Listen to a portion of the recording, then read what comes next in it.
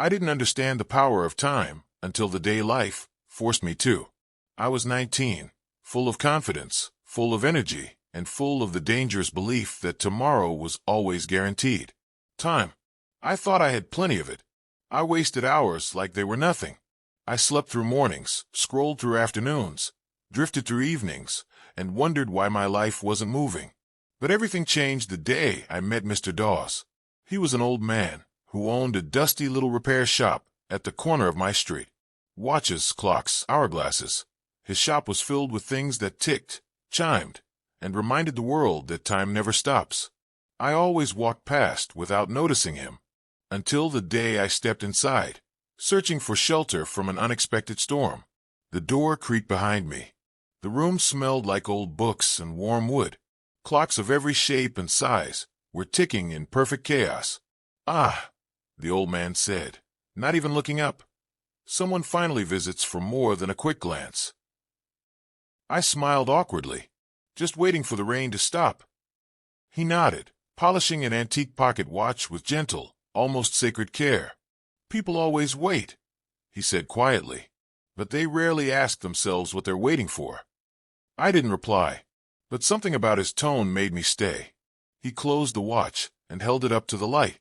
"Young man, do you know what the most powerful thing in this world is?" I shrugged. "Money." He chuckled. "No. Opportunity." "Close, but no." "Strength." He shook his head and pointed to all the ticking clocks around us. "There it is. The most powerful force in your life, time." I frowned a little. "How?"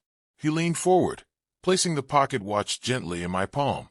"Because everything you want, success, growth, love, peace, depends on how you use the time you're given. And unlike money, unlike opportunities, and unlike strength, time never comes back."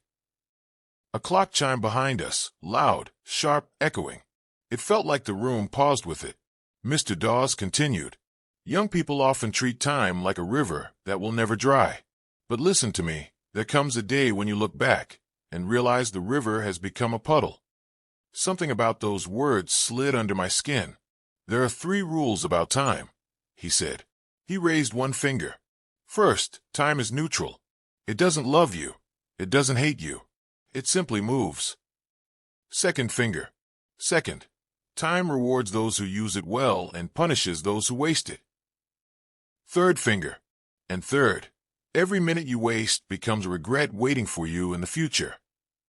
He was silent for a moment, then added softly, "Regret is the shadow of wasted time." I don't know why, but my chest tightened. I thought of the dreams I had postponed, the goals I kept pushing to tomorrow, the ideas I abandoned because they required work, the mornings I wasted in bed, the opportunities one never took because I was scared. He must have noticed my expression because he said, "Sit." So I did. He told me a story about himself. When he was young, he wanted to be an engineer. He wanted to build machines, design things, travel the world. But he always told himself, "I'll start next week, maybe next year." He let fear borrow his years, and fear never returned them. Before I knew it, he said, I was 30, then 40, then 50, and the dream that once burned in me became nothing more than warm ashes. I swallowed hard. He tapped the pocket watch in my palm gently. I opened this shop not because I loved repairing clocks, but because I wanted to be surrounded by the reminder of what I lost. He paused. "And to remind people like you, don't lose your time like I did." My breath caught in my throat. Something inside me, something asleep, finally woke up. The storm outside slowly faded. The rain stopped. The sun returned. I handed him the pocket watch, but he pushed my hand back. "Keep it," he said with a smile. "Let it remind you that your life is made of seconds, and every second is a seed. You choose whether it grows or rots." I walked out of that shop feeling different, lighter, more aware, more alive. From that day, I began treating my time like gold. I woke up earlier. I worked on my goals consistently. I learned new skills. I took responsibility for my days. And slowly, my life transformed. Years later, when I finally achieved more than I ever imagined, I returned to thank him. But the shop was gone. replaced by a bakery. No sign of Mr. Dawes. No clocks. No ticking. All that remained was the pocket watch he gave me.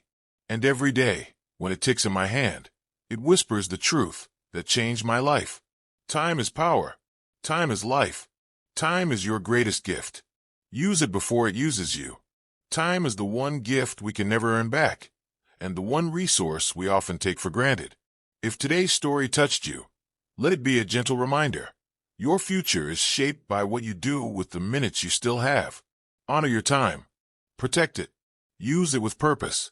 And remember, every second is a step toward the life you deserve.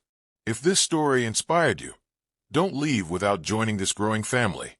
Subscribe to The Blessed Mindset for more powerful, life-changing stories every week. Like the video, leave a comment about what you learned, and share it with someone who needs this message today. Together we rise. Together we grow. Welcome to The Blessed Mindset.